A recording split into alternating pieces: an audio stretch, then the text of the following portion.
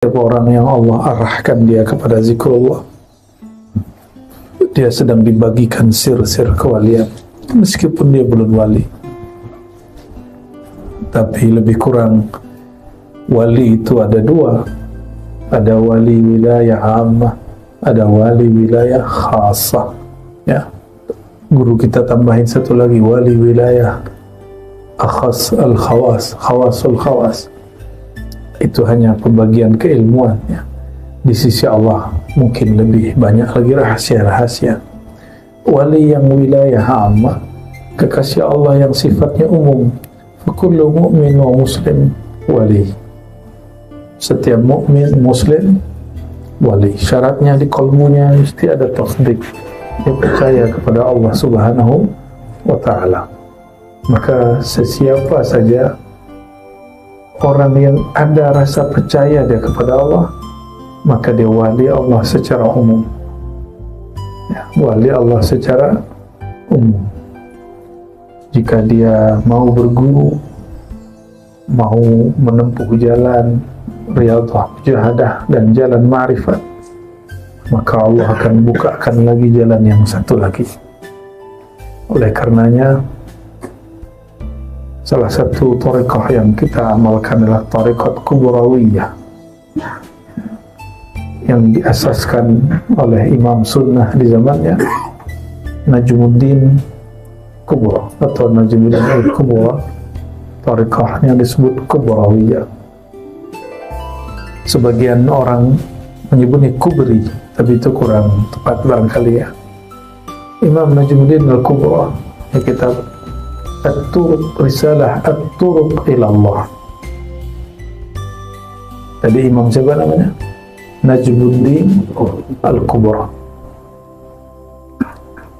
Dalam kitabnya Ar-Risalah, yaitu Risalah At-Turuq ilallah, kecil sekali, lalu dia ulang lagi dalam kitab Fawaihul Jamal, bahwa jalan kepada Allah itu ada tiga. Pertama, jalan yang umum. Ini istilah dari saya, tapi istilah dari beliau, jalan abidin, zahidin. Jalannya orang ahli ibadah dan ahli zuhud. Orang ahli ibadah dan zuhud suka dengan angka-angka. Nabi SAW ajarkan zikir dengan angka, tapi Nabi SAW tidak membatasi zikrullah pada bilangan-bilangan tertentu. Bilangan dan angka hanyalah contoh dari baginda Nabi Muhammad SAW. Sedangkan zikrullah itu zikran katsira, ya alladzina amanu zkurullaha zikran katsira. Wahai orang yang percaya kepada Allah, di hatinya, di kalbunya, zikirlah sebanyak-banyaknya. Maka angka 100, 70, 1000, 11.000, 70.000 hanyalah latihan, ya. Namun orang awam, bagi dia zikir pagi petang sudah cukup, ya. Tapi bagi orang yang lain itu tidaklah cukup, ya.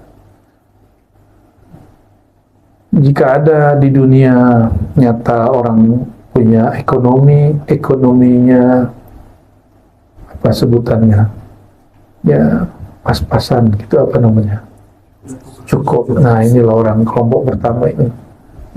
Dia mencukupkan penghasilan rohaninya dengan zikir pagi petang dan angka-angka tertentu.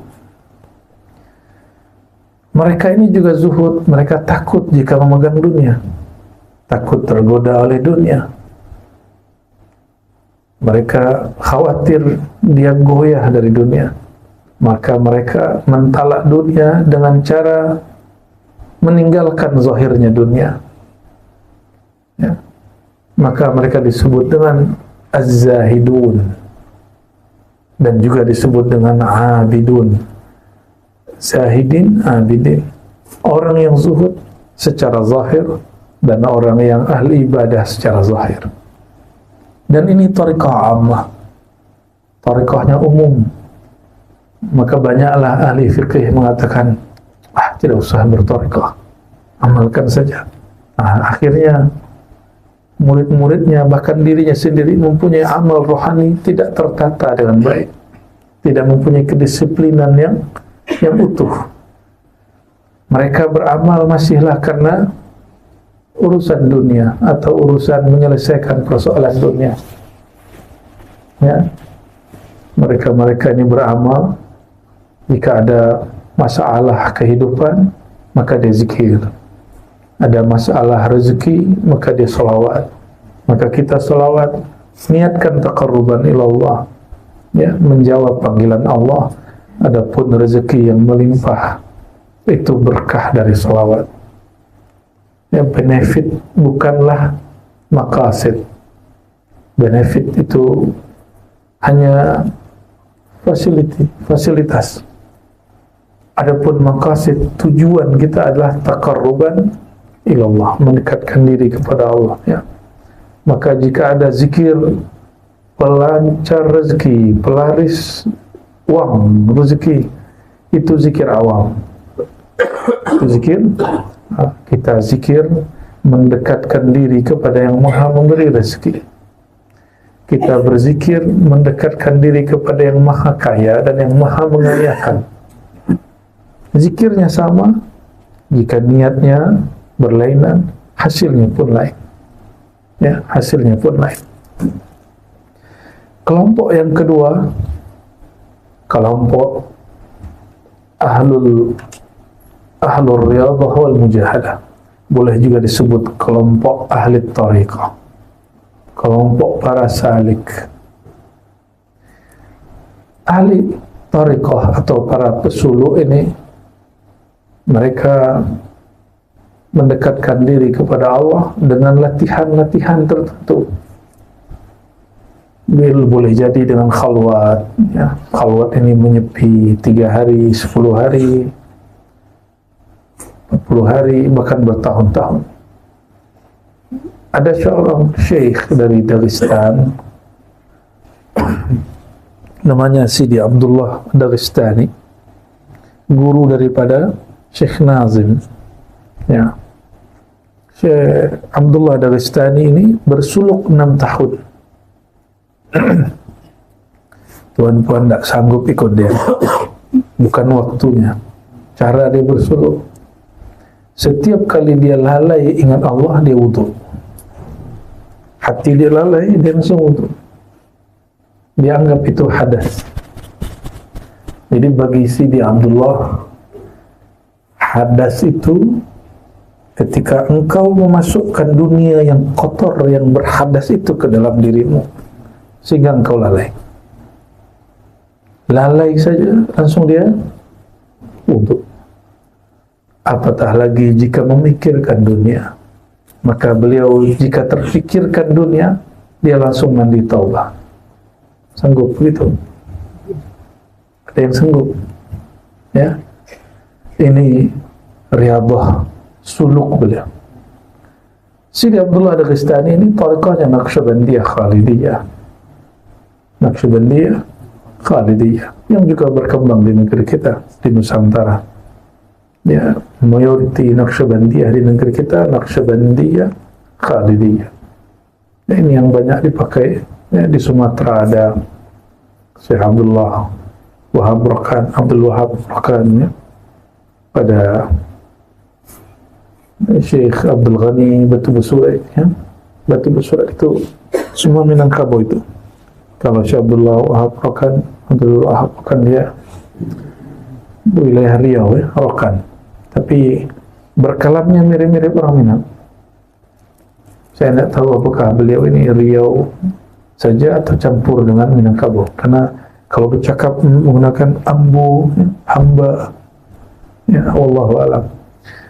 Di Sumatera Barat, di Minangkabau ada Syekh Muhammad Tahir, murid dari Syekh Ismail Minangkabawi.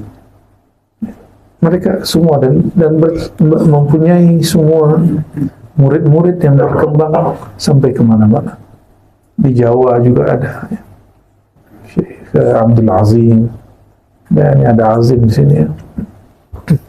Oleh karenanya tariqah yang kedua ini tariqah yang sangatlah ketat. Kita boleh sebut tariqatus salikin, tariqah para pesuluk. Tapi di zaman ini sungguhlah rumit dan sulit. Ya, alhamdulillah masih ada mursyid-mursyid mulia. Mereka Allah kuatkan untuk tetap membuat suluk 40 hari, 10 hari. Bahkan masih model lama lah.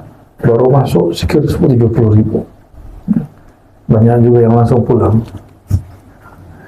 Ya.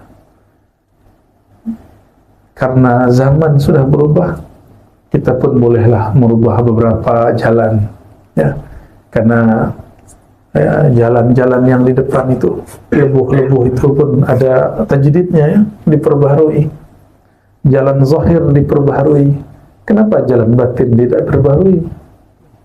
Maka kita memerlukan ijtihad walaupun sedikit dari para ulama. Tentunya ulama yang bersanad kepada baginda Nabi Muhammad sallallahu alaihi wasallam. Kenapa Sidi Syekh Abdullah Daristani begitu ketat dan tasyadud pada dirinya? Ternyata beliau ini mengamalkan kalam Imam Nawawi, likulli syai'in aqubah wa aqubatul arif inqita'uhu anil dzikr. Setiap sesuatu ada siksaannya, dan siksaan seorang yang arif. Jadi bagi orang yang pezuhud, dia ada siksaan dia jika dia mengambil dunia. Dia tertidur dari tahajud, dia tersiksa. Tapi bagi para pesuluk ini, orang-orang yang mulai menempuh jalan kepada Allah, siksaan itu adalah inqita'uhu anil dzikr. Bagi orang-orang yang ini, dia terputus dari zikrullah. Oleh karenanya, beliau Sidi Abdullah berwudu apabila lalai, mandi taubat apabila dia ingat kepada dunia. Fafi hadzal bayan yadulluka ala syaraf al-dzikr. Beginilah kata beliau Imam Abu Bakar Al-Banani, nyatalah bagimu kemuliaan thariqah zikir. Ya, thariqah salik itu thariqah zakirin. Boleh kita sebut thariqah zakirin, ya. Namun apa kelemahan para salik ini? Dia sangatlah terobsesi menjadi wali, sangatlah terobsesi hendak menjadi mursyid, hendak menjadi kutub, ya, menjadi wali abdal. Dia terobsesi hendak menjadi wali-wali. Bolehkah kita berniat jadi wali? Lebih dari boleh, wajib. Tapi bukan wali yang dipahami awam. Orang awam memahami wali yang sakti, yang punya karamah, yang berjalan di atas air, terbang di awan, ya, bisa berpindah dalam sekejap. Itu wali yang bukan itu yang kita maksud. Jika Tuhan hendak menjadi wali, Tuhan hendak bercita-cita menjadi wali dalam pengertian kekasih Allah, maka itu tujuan yang mulia. Itu yang dibaca di dalam ilahi anta maksudi wa ridhaka matlubi, itu jadi wali. Jadi kalimat ilahi anta maksudi wa ridhaka matlubi, ya Allah, hanya engkau tujuanku, hanya ridhamu yang aku cari. Itu adalah wali.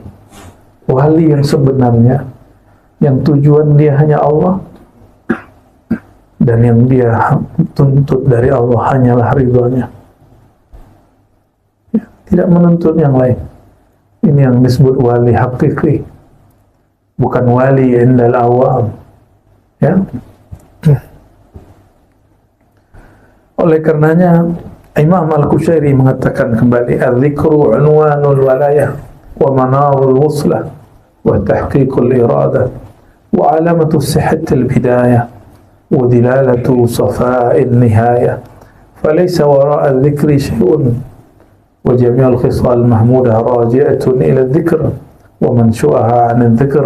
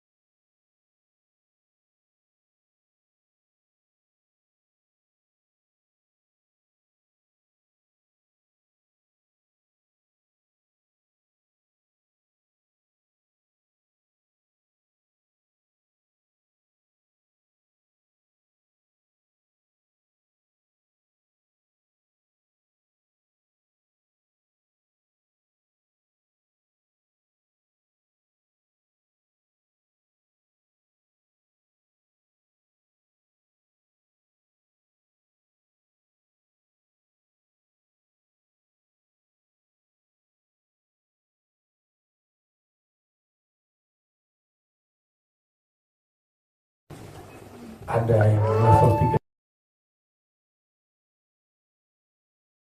arifin al-muhibbin,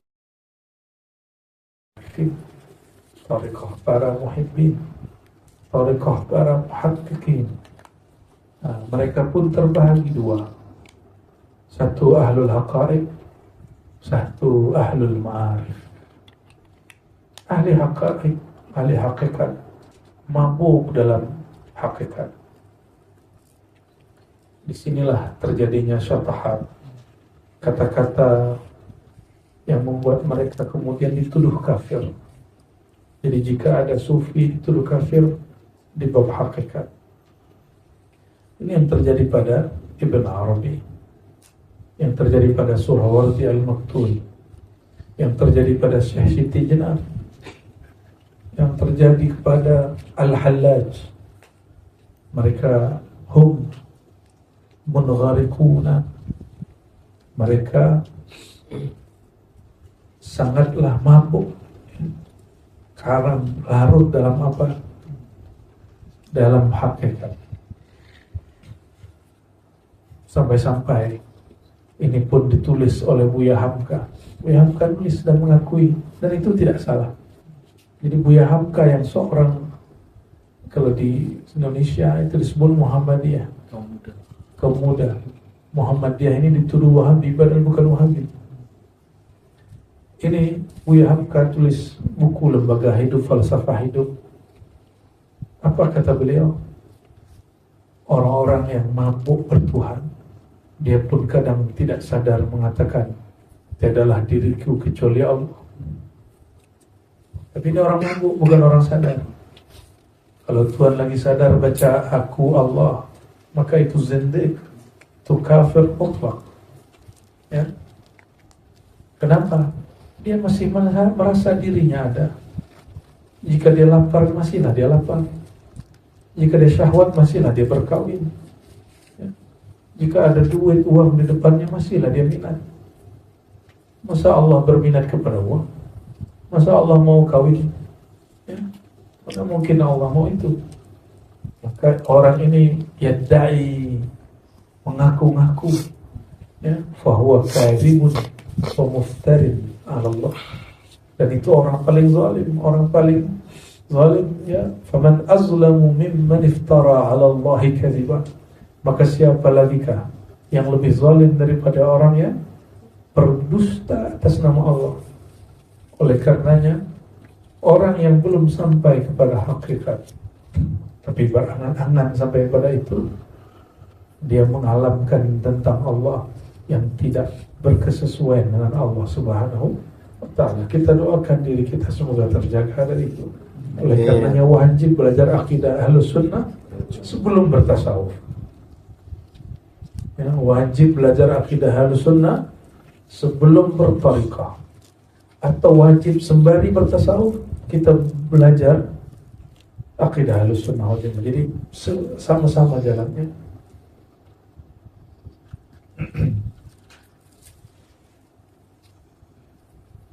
Adapun kelompok kedua dari Arifin Muhibbin ini adalah mereka yang sampai kepada maqam ma'rifat. Apa kata Syekh Abdul Qadir Jilani?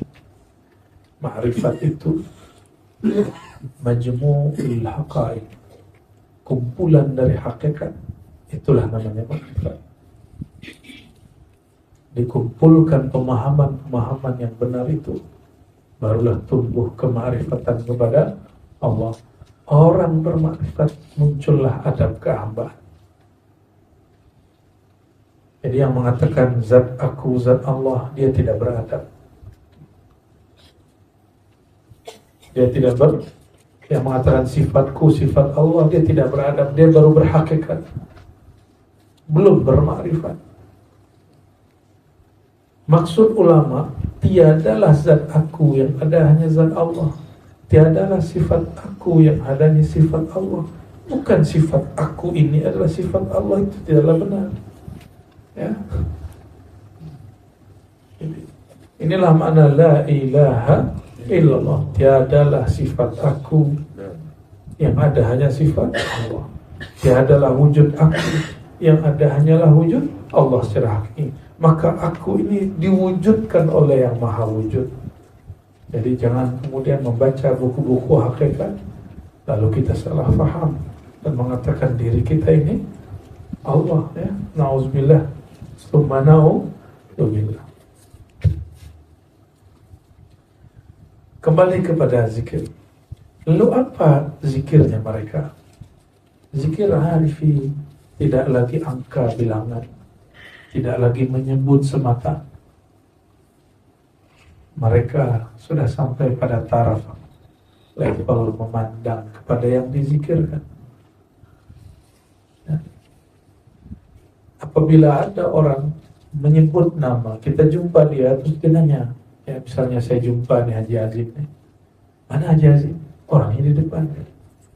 Artinya saya sebut nama dia, tapi saya tidak kenal kepadanya.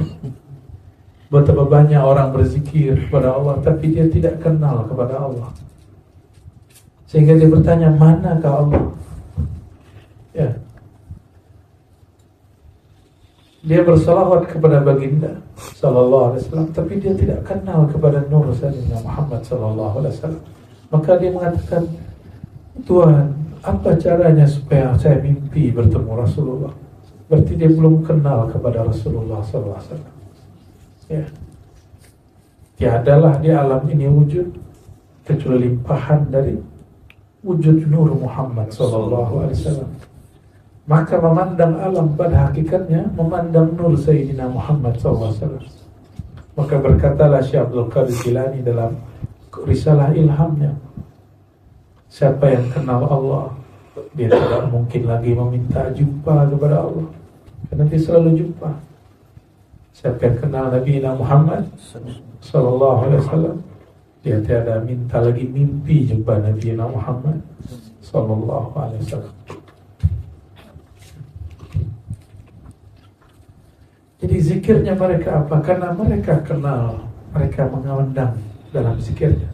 Sama-sama baca nama Allah, sama-sama baca subhanallah. Lain bezanya adalah yang pertama sibuk dengan angka, sibuk dengan makharijul huruf.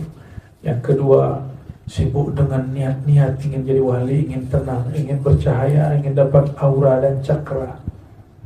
Sedangkan yang ketiga, dia sudah kenal Allah Maha Bercahaya, sudah kenal zat yang tiada tara, maka zikirnya disebut zikir syuhudiyah.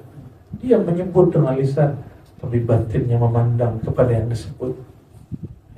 Karena Allah tiadalah berupa seperti makhluk, tapi dia mengatakan wajahnya manusia, wajahnya Adam, itu suratul Rahman. Oleh karenanya memandang kepada wajah diri, memandang kepada wajah Allah. Limana lianna wajhal insan, wajah bani Adam muttajihun ila wajhillah. Karena wajahnya manusia, dia langsung berhadap-hadap sebenarnya dengan wajah Rahman Rahimnya Allah Subhanahu wa ta'ala. Satu kali Maulana Al-Hasan, Sayyidina Al-Hasan Al-Basri, syaka ilaihi rajulun, ada seseorang datang kepadanya mengeluhkan tentang hatinya keras. Ya Sayyidi, hatiku tidak menikmati zikrullah. Wahai Tuan Syekh, kenapa diriku tidak menikmati salat, tidak menikmati bersalawat? Apa obatnya wahai Tuan? Apa jawaban Sayyidina Al-Hasan? Udnuhu min majalis dzikr. Dekatkan dirimu kepada majelis-majelis zikir. Majelis zikirnya dua, satu zikir ritual, satu zikir spiritual. Zikir ritual yang kita lakukan tadi, zikir pagi petang. Ya, semua yang berhadir ini saya izinkan, ijazahkan mengamalkan wirid asas yang kita baca dan contohkan beberapa hari ini. Syahadat, lalu baca apa? Istighfar 100. Setelah syahadat baca apa? Istighfar 100. Ini zikir Nabi SAW. Yang kedua, la ilaha illallah 100. Jika kita punya waktu yang luang, lanjutkan la ilaha illallah wahdahu la syarikalah, lahul mulku wa lahul hamdu yuhyi wa yumiitu wa ala kulli syai'in qadir 100. Tapi jika lagi sibuk, lagi ada urusan, lagi jika ada kegiatan lain, program lain, maka baca la ilaha illallah, ya. Dan yang ketiga, bersolawat kepada baginda SAW juga 100. Dan yang terakhir, bersolawat bertasbih pada dengan menyebut subhanallah bihamdi subhanallah, ya. Ini yang asas. Lalu ditambahkan jika waktu luang, ya Latif 129 kali, ya Allah minimal 40 kali lah, ya, 40, 66, 70, 100, syukur-syukur 1000, ya. Tapi segitu pun cukup. Boleh dizahirkan, boleh dibatinkan. Yang dibatinkan mesti ditalqin, carilah gurunya, ya.